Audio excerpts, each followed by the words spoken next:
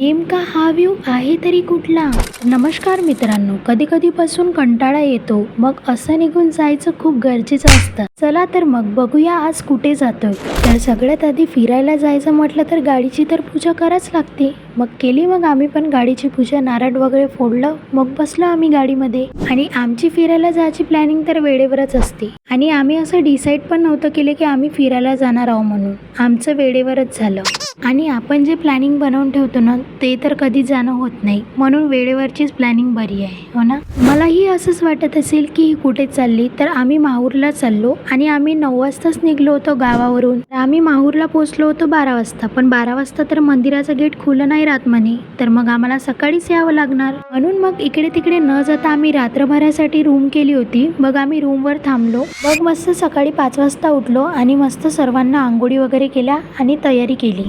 आम्हाला तर काल दर्शन नव्हतं मिळालं, म्हणून मग आम्ही आत्ता दर्शन करायसाठी निघलो. आणि गाडीमध्ये बसायच्या आधीच गाडीच्या साईडला एक काका उभे होते. मग आम्ही त्यांच्याकडून देवीसाठी ओटीचं सामान घेतलं आणि निघलो जायसाठी. आम्ही सर्वात आधी जाणार होतो रेणुका मातेच्या मंदिरात. तर बघा, रेणुका माते तर एकदम पहाडावर बसून आहे, हो ना? तर किती पायऱ्या चढत जावं लागणार. सर्व देवाचं दर्शन असंच असते, हो ना? कारण पायऱ्या चढल्याशिवाय देव काही दिसत नाही म्हणते. माहूरला यायचं म्हटलं तर सर्वात जास्त त्रास म्हणजे बंदराचा.